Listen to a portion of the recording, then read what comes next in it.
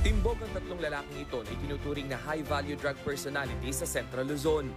Sa isinagawang bypass sa Cabanatuan City, Nueva Ecija, nasabat sa mga sospek na sina alias Dwin at Jer ang higit 100 gramo ng shabu na nagkakahalaga ng halos 7 million pesos.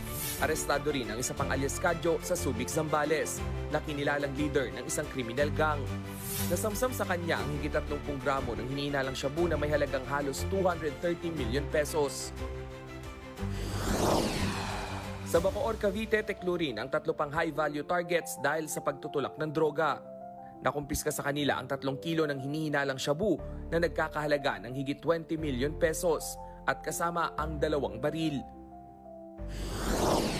Sa Iloilo, isa ring high-value target ang naaresto sa bayan ng Tubungan. 135 grams ng shabu ang nakumpiska sa sospek na may halagang halos 1 milyong piso. Sa barangay West Rembo naman sa Taguig, nakumpiska ang halos 40 gramo ng shabu sa isang alias Dennis. Nagkakahalaga yan ng halos 250,000 pesos. Nasa kustudiya na ng pulisya ang mga sospek na mahaharap sa reklamong paglabag sa Comprehensive Dangerous Drugs Act. Nagbabalita mula sa Frontline, Rainiel Pawin, News 5.